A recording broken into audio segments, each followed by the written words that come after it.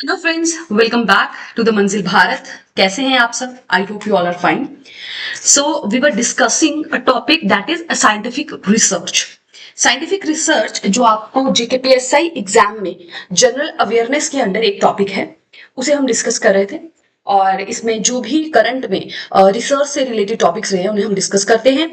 Month wise हम कर रहे थे और हमने जुलाई 2024 तक कवर कर लिया है। आज हम अगस्त एंड सितंबर 2024 में जो भी इंपॉर्टेंट साइंटिफिक रिसर्च से रिलेटेड न्यूज रही है, चाहे फिर वो स्पेस हो, इंफॉर्मेशन कम्युनिकेशन टेक्नोलॉजी हो, डिफेंस हो, मेडिकल साइंसेज हो, किसी में भी कुछ इनोवेटिव रिसर्च, कुछ नई एडवांसमेंट हुई है तो उसे हम डिस्कस करते हैं in the form of MCQs. अगर आपने प्रीवियस लेक्चर नहीं देखे हैं तो एक सेपरेट प्लेलिस्ट हमारे यूट्यूब चैनल पे आपको मिल जाएगी। वहां पे अभी तक के जितने भी लेक्चर मैंने डिस्कस किए हैं वो आपको मिल जाएंगे। आप वहां जाकर जरूर इन्हें देखें, ये आपको जरूर हेल्प करेंगे, ना केवल जेकेपीएसआई एग्जाम में, बल्कि अगर आप इस साल कोई भी कॉम्पिटेटिव एग्जाम दे रहे हैं, किसी की भी तैयारी कर रहे हैं, तो ये एमसीक्यूज आपको बेनिफिशियल होने वाले हैं, क्योंकि इसमें हम इसको होली डिस्कस करते हैं। इसका बैकग्राउंड क्या है, क्या उससे रिलेटेड इंपॉर्टेंट टॉपिक्स है, उन सबको हम डिस्कस करते हैं।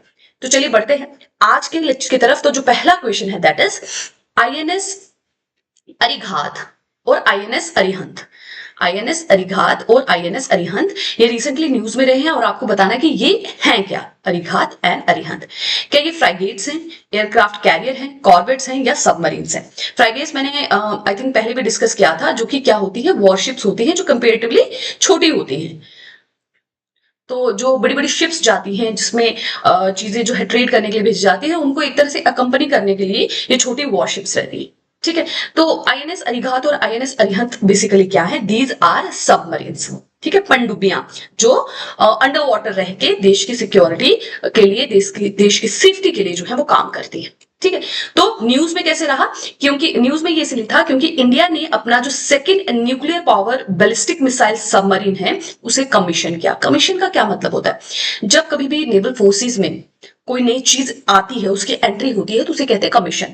और जब over a period of time, क्योंकि वो बहुत ज्यादा आउटडेटेड हो गया, उसको बहुत पुराना हो गया, मशीनरी हो गई या उसमें कुछ डिफेक्ट्स आ गए, तो उसे सर्विसेज में नहीं लिया जाता, उसे सर्विसेज से हटा दिया जाता है। किसी भी एयरक्राफ्ट की आप बात करें, किसी भी सबमरीन की बात करें, शिप्स की बात करें, तो उसे जब छोड़ दिया जाता है कि अब वो और काम में नहीं लिया जाएगा, तो उसे कहा जाता है डिकमीशन। ठीक है, तो यहाँ पे बात हो रही है कि भारत ने अपना जो दूसरा न्यूक्लियर पावर, मतलब ये जो सबमरीन है, इसको एनर्जी कहां से मिल रही है? न्यूक्लियर पावर से। ठीक है, तो nuclear power ballistic missile submarine जो है, जिसका नाम है आईएनएस अरिघात, उसे सर्विसेज में लिया है एट विशाखापट्टनम।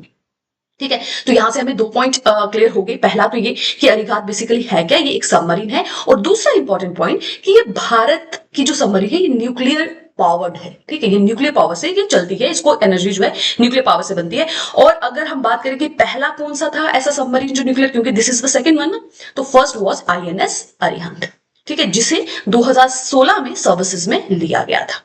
क्लियर हो गया? सो that was about INS Arihant और आईएनएस अरिघात। और इन दोनों में ही आप एक तरह से बात करें तो एडवांस टेक्नोलॉजी की जो है इस्तेमाल किया गया है, ताकि ये दोनों ही बहुत ही हेल्पफुल साबित हों देश को, देश के सेफगार्ड में और देश के नेशनल इंटरेस्ट को जो है बचाने में। क्लियर? तो चलिए बढ़ते हैं नेक्स्ट क्वेश्चन की तरफ। सेकंड है क्रिस्पर कैस 9 से रिलेटेड।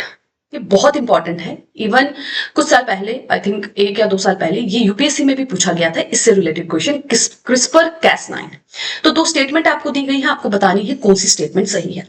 पहली स्टेटमेंट कहती है it is a tool to edit part of genome by removing, adding और altering sections of DNA sequence. तो क्या कह रहा है कि जो डीएनए रहता है हमारा, डीऑक्सीराइबोन्यूक्लिक एसिड जो हमारा रहता है, डबल हेलिक्स होता है, यू ऑल नो। ठीक है, तो उसकी किसी स्ट्रैंड को, मतलब सपोज यहां से कुछ डिफेक्ट है स्ट्रैंड में, तो इसे यहां से कट कर दिया जाए और इन दोनों पोर्शंस को फिर अटैच कर दिया जाए। तो जीनोम की एडिटिंग, यहां पे इसको रिमूव करना या फिर न्यू पोर्शन को ऐड करना, उसमें इसका इस्तेमाल किया जाता है। तो ये स्टेटमेंट बिल्कुल सही है। दूसरा है Cas9 acts like a pair of molecular scissor. Yes, scissor क्या काम करती है? कटिंग का काम करती है। It is a molecular scissor, क्योंकि यहाँ पे ये मॉलिक्यूल्स को काट रही है, यहाँ पे डीएनए के पोर्शन को कट कर रही है, न्यू ऐड कर रही है। ठीक है, so both the statement are correct. CRISPR Cas9 क्या है? ये एक मॉलिक्यूलर सीजर है जो आपके डीएनए में फेर बदल करने में जो है इस्तेमाल किया जाता है। सही आंसर हो जाएगा हमारा option number C, that is both 1 and 2। So इसकी डिटेल देखते हैं। क्रिस्पर Cas9 की अगर हम फुल फॉर्म की बात करें क्रिस्पर की, so that is clustered regularly interspaced short palindromic repeats.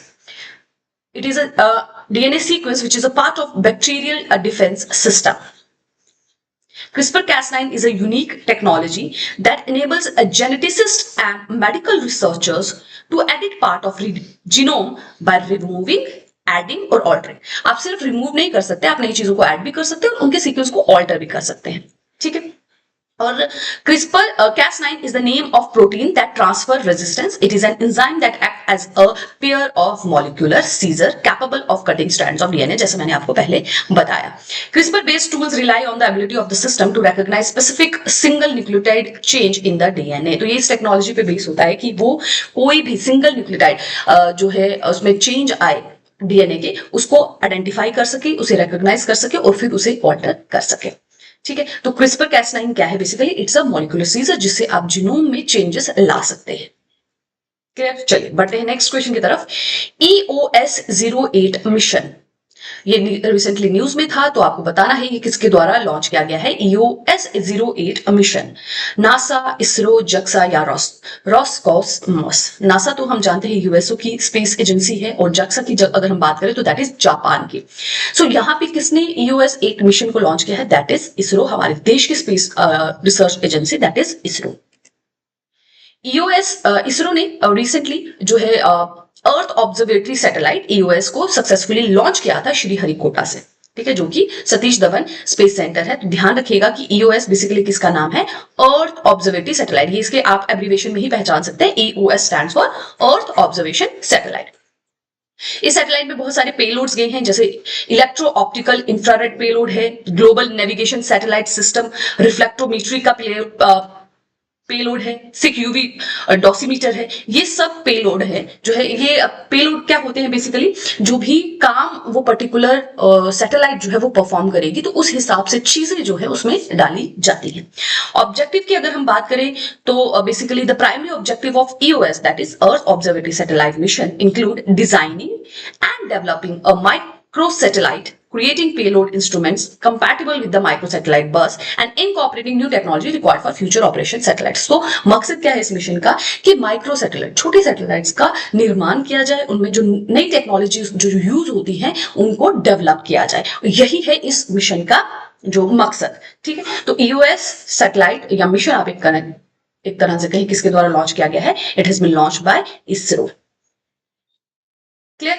चलिए नेक्स्ट है इंडियाज बायोटेक्नोलॉजी. तो जब हम साइंटिफिक रिसर्च की बात करते हैं तो मेडिकल साइंसेज में जो भी होता है बायोटेक्नोलॉजी होगी, ये भी साइंटिफिक रिसर्च में ही आता है. आप जानते हैं बायोटेक्नोलॉजी एक ऐसी ब्रांच है जहां पर ऑर्गेनिजम्स का यूज कर एडवांसमेंट या चेंजेस या अलग अलग फील्ड में जो है बेनिफिट्स जो है वो लाए जाते हैं. ठीक है. बायोटेक्नोलॉजी, ऑर्गेनिज्म का इस्तेमाल करके. ठीक है. सो आपको यहां पूछ रहे हैं कि बायोटेक्नोलॉजी, भारत की बायोटेक्नोलॉजी में जो है कौन कौन से सेक्टर्स आते हैं? Bio pharmaceuticals, bio agriculture, bio industrial, bio IT service.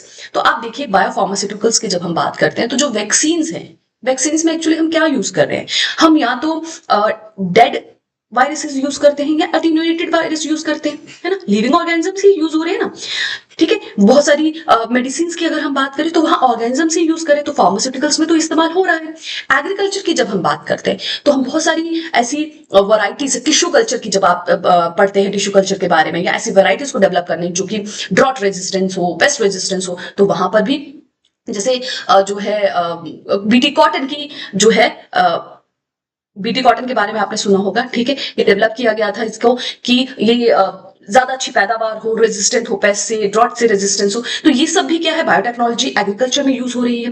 Bio industrial की बात करें तो वहां पे भी माइक्रो जो प्रोडक्ट्स बनाने के लिए, ऐसे प्रोडक्ट्स जिनका इस्तेमाल करके जो वेस्टेज है उसे मिनिमाइज किया जा सके, वहां पे भी बायोटेक्नोलॉजी का यूज हो रहा है. बायो IT सर्विसेज में कहें तो वहां पे भी हो रहा है. जब हम बायोफ्यूल्स की बात करते हैं, ये सारी जगह पे जो है बायोटेक्नोलॉजी यूज होती है. सो हमारा सही आंसर क्या हो जाएगा? Option number D, 1, 2, 3 and 4.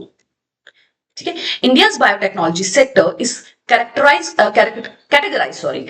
नहीं है, कैटेगराइज, ठीक है, कि उसे विभाजित किया गया है बायोफार्मास्यूटिकल्स में, बायो एग्रीकल्चर में, बायो आईटी और बायो सर्विस में।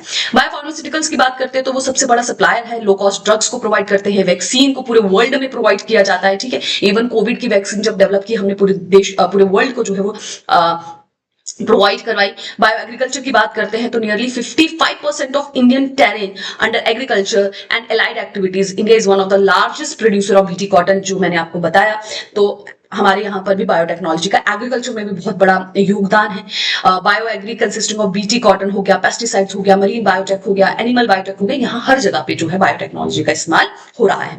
बायो इंडस्ट्री की बात करें तो the application of biotechnology to industrial process is transforming manufacture and waste disposal across the country. Minimizing of waste generation की तरफ बढ़ रहे हैं हम by using the biotechnology in industrial setup. Bio IT and service, India offers a strong capability in contract manufacturing, research, clinical trials, and is home to the most US FDA approved plants globally outside of the US। तो world में हम बहुत मतलब the India is being after US की अगर हम बात करें तो India is being the home for the most approved plants, ठीक है। बायोटेक्नोलॉजी के थ्रू जो प्लांट्स जो है वो डेवलप किए गए हैं, उसके लिए जो है सबसे ज्यादा जो है प्लांट्स जो है वो भारत में पाए जाते हैं, अगर हम यूएस के बाद की बात करें पूरे वर्ल्ड में। तो इस तरह से भारत की बायोटेक्नोलॉजी को 4 सेक्टर्स में डिवाइड किया गया है। ये चारों के चारों सेक्टर्स में ही बायोटेक्नोलॉजी का यूज हो रहा है और भारत एक बहुत इंपॉर्टेंट रोल जो है वो प्ले कर रहा है। विथ रेफरेंस टू सोनोल्यूमिनेंस, ये एक टर्मिनोलॉजी है, न्यू टर्मिनोलॉजी है, नई एडवांसमेंट हो रही है, इसके बारे में पेपर्स लिखे जा रहे हैं, इसके बारे में अभी रिसर्च चल रहा है।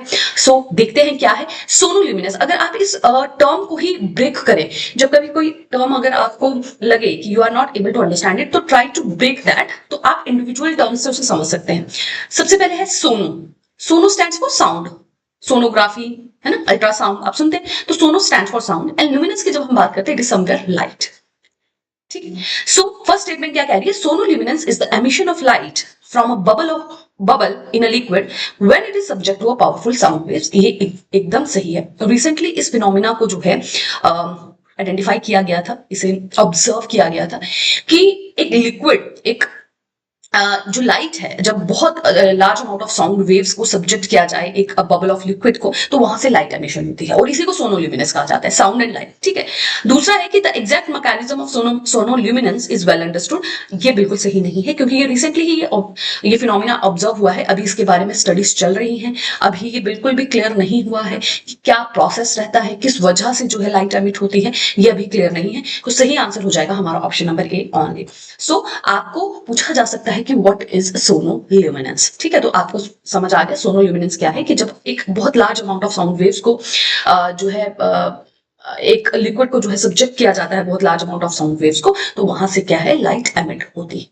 क्लियर, चलिए बढ़ते हैं नेक्स्ट क्वेश्चन की तरफ। समुद्र प्रताप, समुद्र प्रताप क्या है ये आपसे पूछ रहे हैं। क्या पोल्यूशन कंट्रोल वेसल है, इंडिजीनियस एयरक्राफ्ट कैरियर है, deep sea mining exploration vessel है, या रिसर्च एंड सर्वे वेसल है।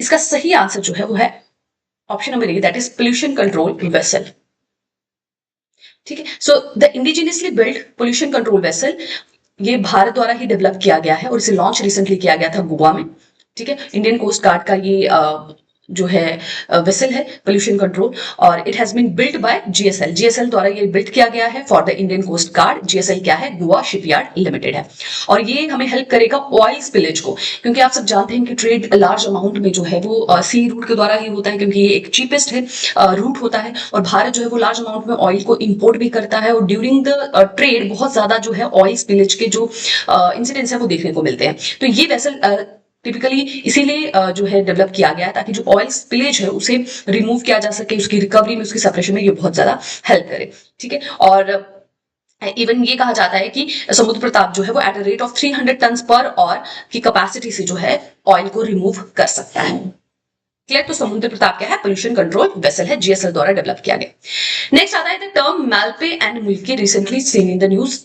व्हाट आर दे।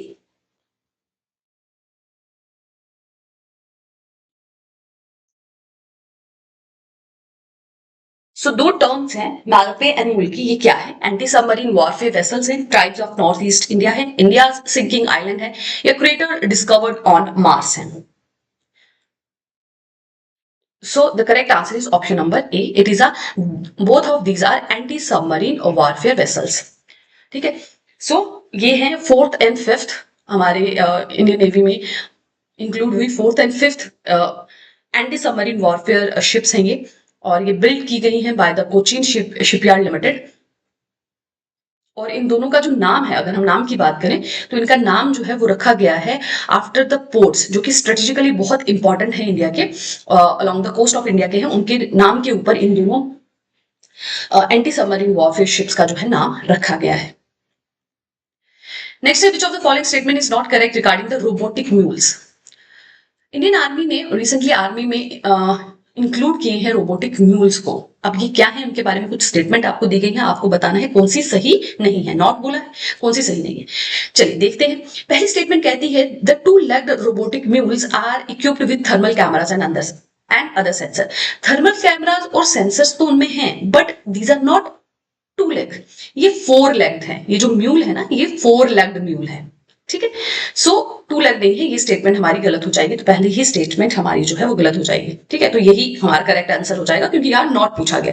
बाकी स्टेटमेंट पढ़ते हैं. They can climb stairs and steep hills. Yes, क्योंकि ये फोर लेग्स है तो इजीली ये स्टेयर्स को, स्टीप हिल्स को जो है चढ़ सकते हैं, क्लाइंब कर सकते हैं. They can operate in extreme temperature ranging from 40 to 55 degree. तो इनको इस तरह से डेवलप किया गया है कि एक्सट्रीम टेम्परेचर जहां पे इंसानों का, हमारे डिफेंस पर्सन का काम करना थोड़ा मुश्किल हो जाता है, वहां पे ये काम कर सकते हैं. और इवन इनको स्मॉल आर्म्स भी दिए जा सकते हैं, जब कभी भी एनिमी के साथ कोई मुठभेड़ हो तो वहां पे ये काम आ सकते हैं और ह्यूमन कैजुअलिटीज को जो है ये बचा सकते हैं. ठीक है, तो रिसेंटली इन्हें इंक्लूड किया गया था इंडियन आर्मी में, तो इसलिए ये इंपॉर्टेंट हो जाते हैं robotic mules. Clear. So first statement जो है वो गलत है क्योंकि वहां पे फोर लेग्ड है, टू लेग्स नहीं है.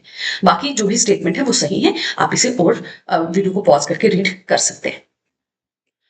नेक्स्ट है विच of the following statement regarding thermobaric weapons. So thermobaric weapons के बारे में आज ज्यादातर जो भी न्यूज रही है वो डिफेंस से ही रिलेटेड रही है. कुछ ही थी जो स्पेस पे थी, तो मोस्टली डिफेंस से थी. सो पढ़ते हैं. What is it thermobaric weapons. इनके बारे में कुछ स्टेटमेंट दी गई है, आपको बताना है कौन सी सही है.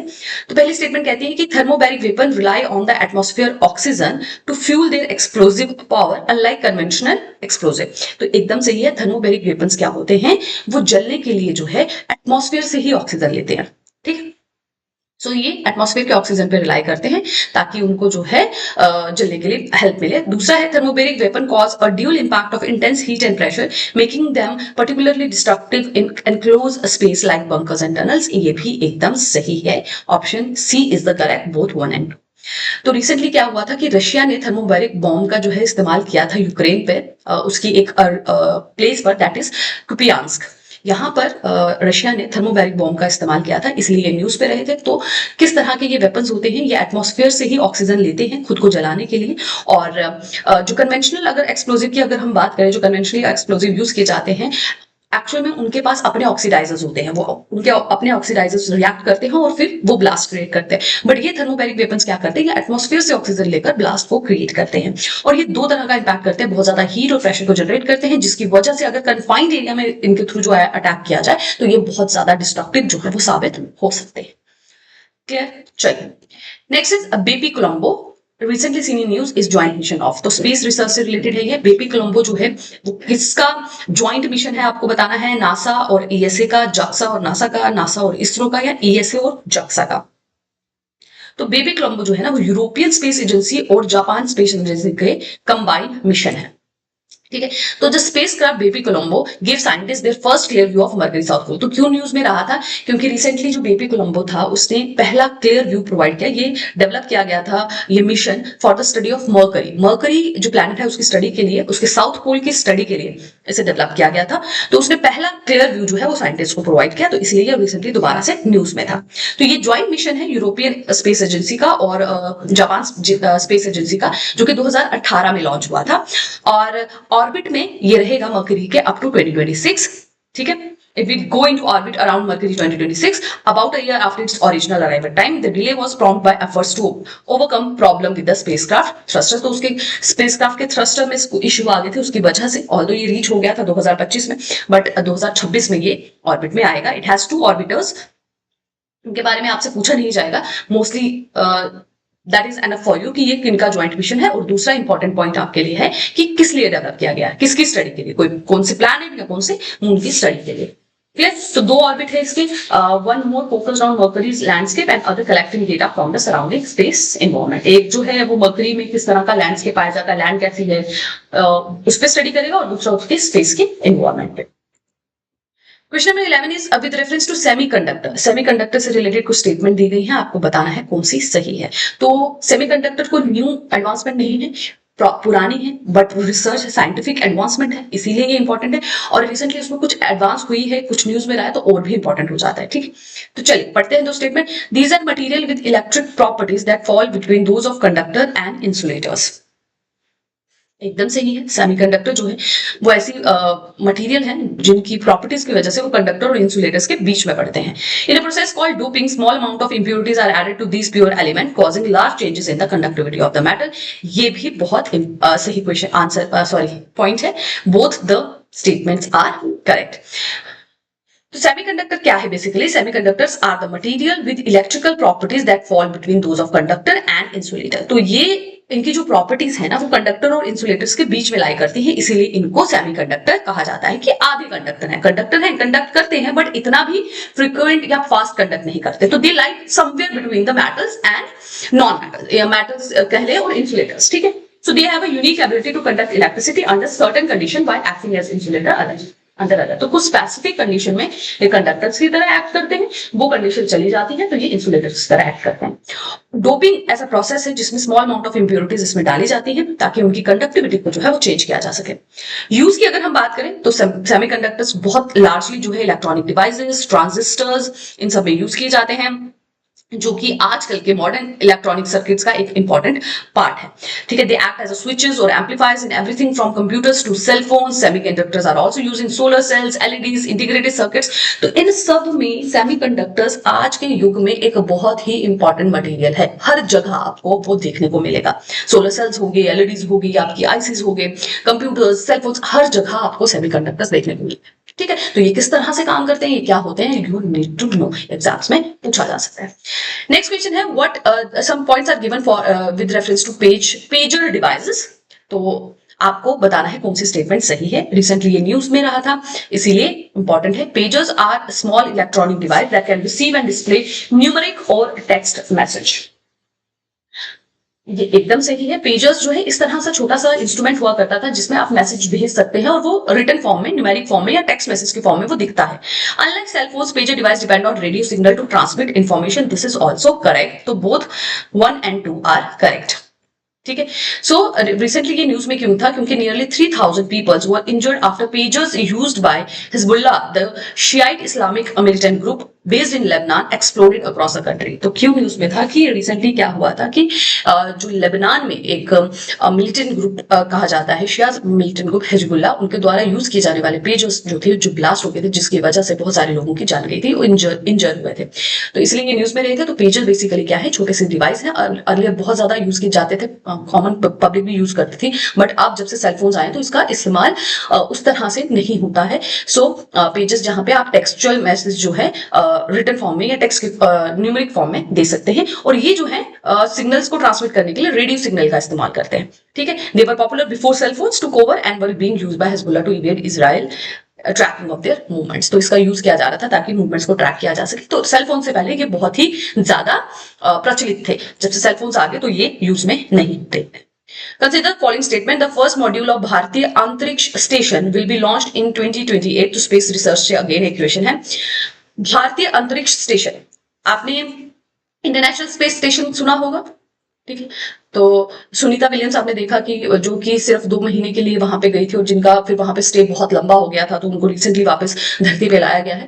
इंटरनेशनल स्पेस स्टेशन की ही लाइन पर भारत जो है वो डेवलप कर रहा है, दैट इज भारतीय अंतरिक्ष station will be launched in 2028 and by 2035 the fully operational and indigenous space station will be created. Statement कह रही है कि 2028 में ये लॉन्च किया जाएगा और 2035 तक ये बिल्कुल फंक्शनल जो है वो हो जाएगा। ठीक, इंटरनेशनल स्पेस स्टेशन की अगर हम बात करें तो इसी की वजह से सुनीता विलियम्स इतनी देर तक स्पेस में रह पाई, क्योंकि जब वो यहाँ से गई थी तब वो इतना सामान तो वहां पे था नहीं कि उनका, क्योंकि स्टे तो थोड़े टाइम के लिए था, बट उनका स्टे तो एक्सटेंड हो गया क्योंकि कुछ प्रॉब्लम्स आ गई उनके वापस आने में, कुछ स्पेस क्राफ्ट का इश्यूज हो गया था। तो आईएसएस इंटरनेशनल स्पेस स्टेशन में जो है काफी सहूलियात चीजें जो है वो वहां होती है, जिससे एस्ट्रोनॉट जो है लॉन्ग टाइम तक वहां पे रह सकते हैं। तो सेम लाइन पे भारत पे ये कोशिश कर रहा है और पहली स्टेटमेंट एकदम सही है। दूसरी स्टेटमेंट की बात करें, currently the international space station is the only operational space station. तो ये स्टेटमेंट बिल्कुल भी सही नहीं है। Option number 1 is only correct. ठीक है, स्टेटमेंट सेकंड की अगर हम बात करें, just a sec. Okay, so currently अगर हम बात करें, यहाँ पे सिर्फ 2 ऑपरेशनल स्पेस स्टेशन है। एक तो हो गया आपका इंटरनेशनल स्पेस स्टेशन जो कि यूएस, रशिया, जापान, यूरोप द्वारा डेवलप किया गया, और दूसरा स्पेस स्टेशन जो कि एक्टिव है वो है चाइना का। ठीक है, तो इस वक्त प्रेजेंटली 2 स्पेस स्टेशन वर्किंग है। एक हो गया इंटरनेशनल स्पेस स्टेशन जो बहुत सारी कंट्रीज ने मिलकर बनाया है, यूएस हो गया, रशिया हो गया, जापान हो गया। ये भी आप याद रखिएगा कि किस किस कंट्री ने मिलकर आईएसएस को बनाया है, US, Russia, Japan, Europe and Canada. ठीक है, और दूसरा क्या हो गया, दैट इज ऑफ चाइना। और भारत जो है बनाने की कोशिश में है, 2028 में लॉन्च होगा और ये माना जा रहा है कि 2035 तक ये फुली फंक्शनल हो जाएगा। और ये लो अर्थ ऑर्बिट में से रखा जाएगा जो कि 400 kilometre above the earth surface हो। Next is Phobos and Deimos are the moons of which of the following planets. ये किसके मून है, नेचुरल सैटेलाइट्स हैं किनकी, वेनस, जुपिटर, मार्स या सैटर्न। तो सही आंसर है option number C, that is Mars. तो the recent study published in Science Advances journal suggests that Mars water may have vanished around 3.5 billion years ago when its carbon dioxide rich atmosphere thinned out। तो recently ये news में क्यों था, क्योंकि Mars में ये माना जा रहा था कि उस पे मार्स के सतह पर पाया जाने वाला पानी जो है वो 3.5 बिलियन अगो ही वैनिश हो चुका था, जब उसके एटमॉस्फेयर में जो कार्बन डाइऑक्साइड पाई जाती है वो थिन हो गई। ठीक है, इसीलिए ये मार्स जो है वो न्यूज में रहा। मार्स जो है वो सन से अगर हम कहें तो it is the fourth number पे ये पाया जाता है। Dusty cold desert world with a very thin atmosphere.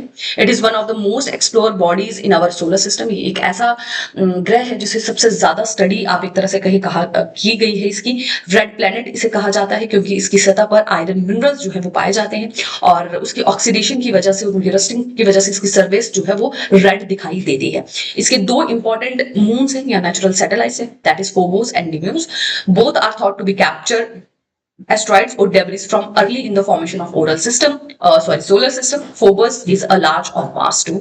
तो 2 मून्स होते हैं मार्स के, फोबोस एंड डेम्यूस, और उनमें से बड़ा जो है वो फोबोस है। और माना जाता है कि ये दोनों ही एस्ट्रॉइड्स हैं जो कि डेब्रिस को इकट्ठा करके बने हैं और जो है मार्स के आगे पीछे रिवॉल्व कर रहे हैं। चलिए बढ़ते हैं नेक्स्ट क्वेश्चन की तरफ। In a cadaver donation a person donates his entire body to science instead of individual organ after death. तो कैडेवर डोनेशन, आप मेडिकल साइंसेस में जब स्टूडेंट्स जब एमबीबीएस करते हैं या और किसी मेडिकल साइंसेस के लिए स्टडी करते हैं तो उनको ह्यूमन बॉडी पे डायसेक्शंस वगैरह कराई जाती हैं। तो वहां पर ह्यूमन बॉडीज पर ही आप एक तरह से कहें डिफरेंट ऑर्गन्स को स्टडी किया जाता है। ठीक है, तो वो कुछ बॉडीज तो होती हैं इस तरह की जो लोग डोनेट करते हैं फॉर द मेडिकल स्टडीज, और कुछ होती हैं जो आप एक तरह से जानते होंगे कि जो डेड बॉडीज मिलती हैं जिनको कोई क्लेम नहीं करता, उनका भी इस्तेमाल किया जाता है। यहाँ पे कैडेवर डोनेशन की बात करके तो ये बिल्कुल एक सही स्टेटमेंट है। कैडेवर डोनेशन के लिए बॉडी फुल की फुल बॉडी दी जाती है। अदरवाइज पर्सन जो है ऑर्गन भी डोनेट कर सकता है, वो पहले ही रजिस्टर करा कि जब भी कभी मेरी डेथ हो तो मेरा ऑर्गन जो है वो इस्तेमाल किया जा सकता है किसी भी लिविंग पर्सन के लिए। उस कंडीशन में सिर्फ ऑर्गन्स डोनेट किए जाते हैं, बॉडी नहीं होती। बॉडी को नॉर्मल क्रीमेशन किया जा सकता है, बट कैडेवर डोनेशन में क्या होता है, कंप्लीट बॉडी मेडिकल स्टडी के लिए दे दी जाती है। ठीक है, the world first successful organ transplant was kidney transplantation undertaken at AIIMS and New Delhi. तो ये स्टेटमेंट सही नहीं है, option 1 is the correct answer. ठीक है, सो कंटेक्स्ट इसका क्या है कि सीपीआई एम के जो लीडर सीताराम येचुरी हैं जो रिसेंटली डाइड हुए थे, उन्होंने अपनी बॉडी जो है एम्स को डोनेट की थी फॉर द साइंस की स्टडी के लिए। सो कैडेवर क्या है, cadaver donation is a person donate his entire body to science instead of individual organ. वो अपनी डेथ के बाद अपनी पूरी की पूरी बॉडी को ही डोनेट करते हैं instead of individual organs. Generally cadavers are used to train doctors by helping them better understand human anatomy and practice surgery. जैसे मैंने आपको बताया डायसेक्शन के जो है डायसेक्शन उनको सिखाई जाती है कि किस तरह से आपको कट करना है, किस पोर्शन पे, किस पोजीशन पे डिफरेंट ऑर्गन्स होते हैं, वो कैसे दिखते हैं, एक्चुअल में देख के आप अच्छे से आइडेंटिफाई कर सकते हैं। तो इसलिए मेडिकल स्टडी के लिए जो स्टूडेंट्स को जो है सिखाने के लिए इनका इस्तेमाल किया जाता है। Although dummies can be used for training, cadavers provide the most realistic experience. Dummies का इस्तेमाल किया जा सकता है, जैसे स्केलेटन्स वगैरह होते हैं, बोन्स वगैरह देखने के लिए डमीज का इस्तेमाल किया जा सकता है, बट रियलिस्टिक एक्सपीरियंस जो है वो कैडावर से आता है, ज्यादा अच्छे से अंडरस्टैंडिंग उसकी होती है। बात करें वर्ल्ड के पहले सक्सेसफुल ऑर्गन ट्रांसप्लांट की, वो किडनी का था। कहां पर हुआ था? That was in Peter Brigham hospital in Boston. वो एम्स में नहीं हुआ था, वो बॉस्टन के एक हॉस्पिटल में हुआ था, that was named as Peter Brigham. Clear? So that was about the Yes, so that was about the month of August and September. इसमें जो इंपॉर्टेंट रहा मोस्टली डिफेंस से रिलेटेड था, कुछ स्पेस से रिलेटेड भी थे, तो उन्हें आज हमने डिस्कस किया है। नेक्स्ट वीडियो लेक्चर में we will move forward to October and November. October और नवंबर 2024 में जो भी इंपॉर्टेंट साइंटिफिक रिसर्च से रिलेटेड टॉपिक्स रहे हैं उनको एमसीक्यूज के फॉर्म में डिस्कस करेंगे, इसी तरह से डिटेल भी हम उसकी देखेंगे। So that was it from my side. Thank you very much, take care and keep working hard.